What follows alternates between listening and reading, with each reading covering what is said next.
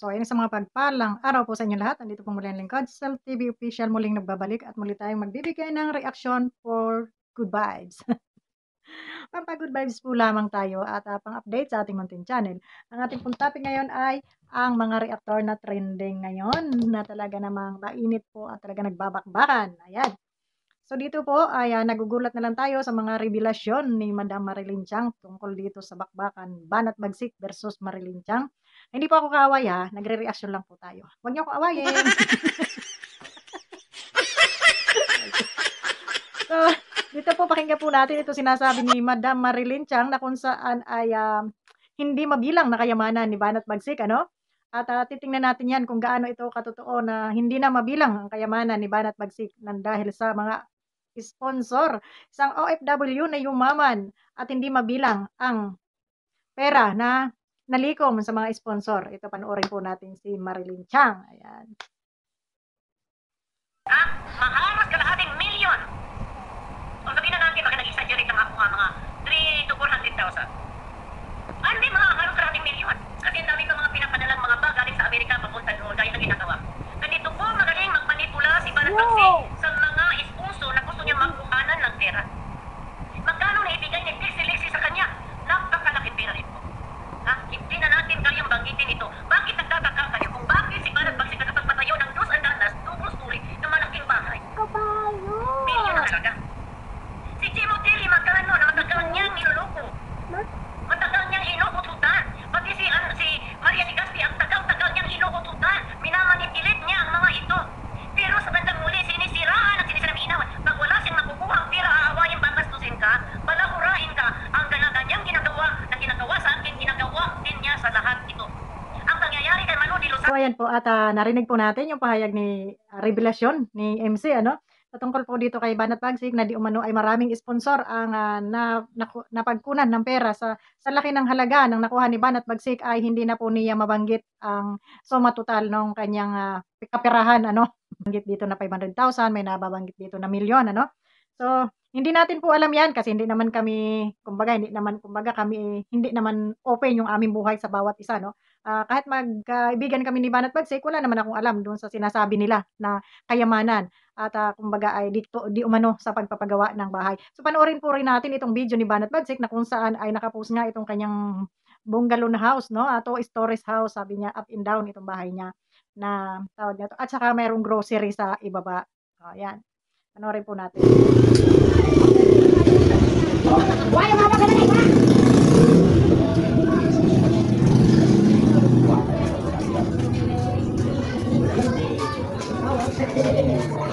Pag-awag. Jangan baik kami terang. Nah, dito. Dito. Dito dito. Ha?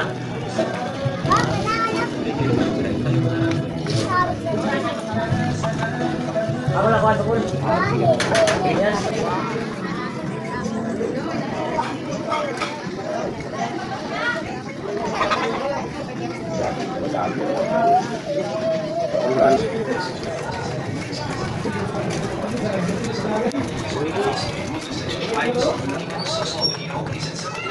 Ayan mga guys, ano. At yan, nakita naman natin at yung bahay ni Banat Bagsik at saka may grocery sa baba. Guys, yung grocery na yan, alam, napaliwanag ko na yan. Ano. Yan ay bigay talaga ni Madam Maria para pagsimula ni Banat Bagsik ng kanyang puhunan na business sa halagang 50,000 at ito ay napalago naman ng kanyang anak doon sa Masbate. Sa Masbate ba yun? O doon sa lugar ni Banat Bagsik, ano, mga guys.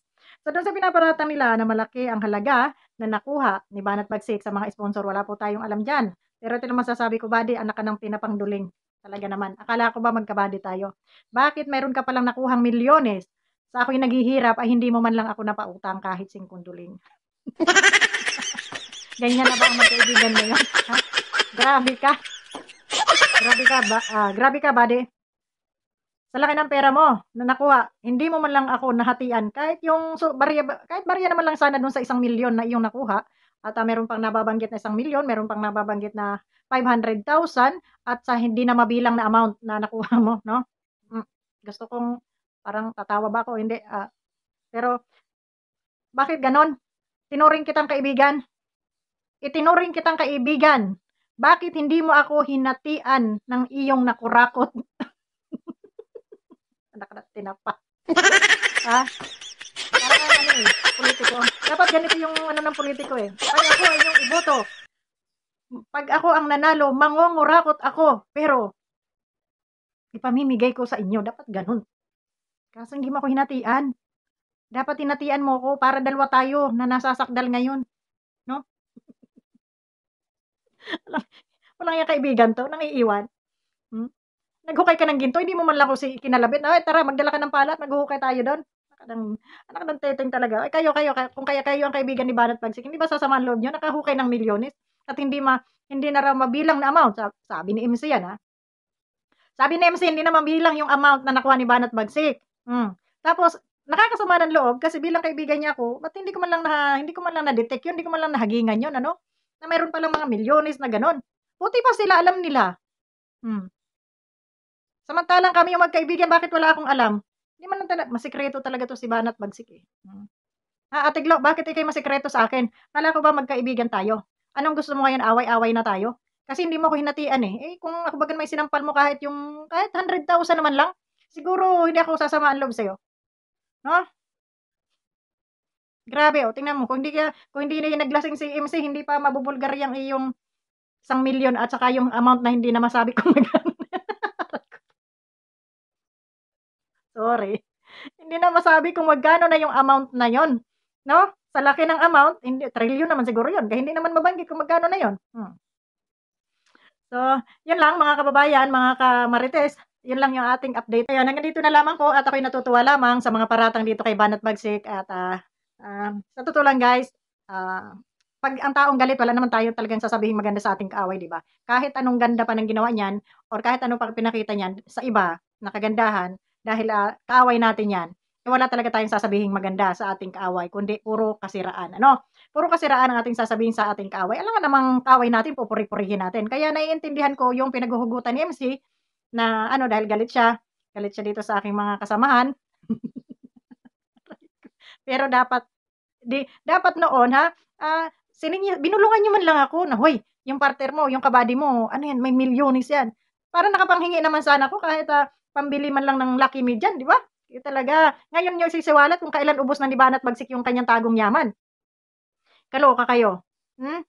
So, yun lang. Bahala na kayo magpitpita ng mani dyan. Basta ako, tatawa lang. Wala akong nakikinig lang tayo sa mga revelasyon nila, no? Wala tayong itulak, kabigin. At kung sa iba yan, kung ibang kalaban yan, ay maasahan nyo tayo yan. Pero pag narito sa loob ng ating, ay parang mahirap nang makipagbakbakan, no? Yung dating mga kalaban, ayan si Ruin M, si Renas Community, na wala ring sawa sa pagnawa, at mayroong bagong sulpot din yung mukhang bangkay na panglait ng panglait. Ano ba pangalan ito? Yung LMG na wala nang ginawa kundi manglait sa kapwa. Ito naman, Diyos ko, pagka tsaka-tsaka rin naman ang pagmumukha. Diyos ko, Lord, ano ba yan? Bago manglait sa kapwa. No, ito lang yung sakit nitong mga ito eh.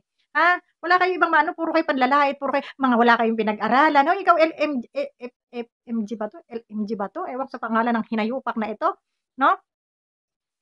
Grabe ka manlait. Wala bang salamin sa inyo, Day? At ganyan ka na lang makapanlait ng kapwa mo. Sagutin mo yung punto per punto na talagang gusto mong sabihin, yung talagang hinaing mo.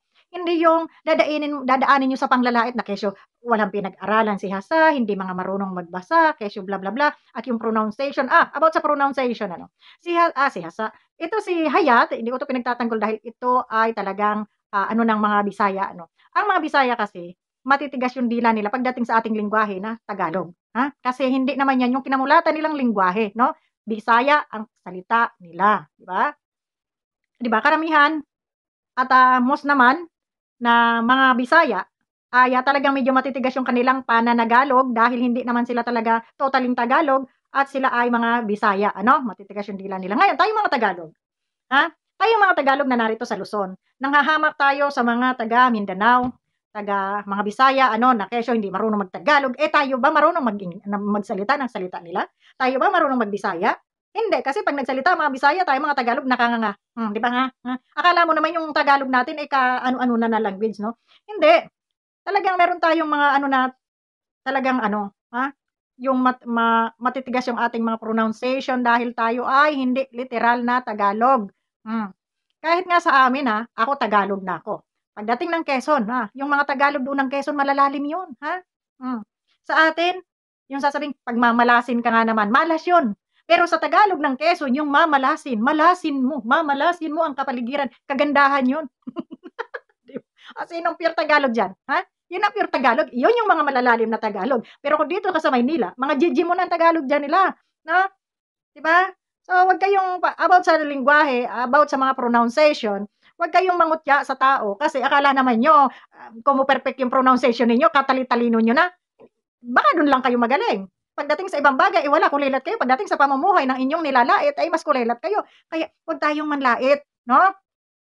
Dahil 'pag tayo nanlait, mayro'n din ibabalik sa atin. Tingnan mo naman ang mukha nung babae na 'yan, panlait ng panlait. Diyos ko Lord, tingnan niyo ang itsura, mukhang pekpek.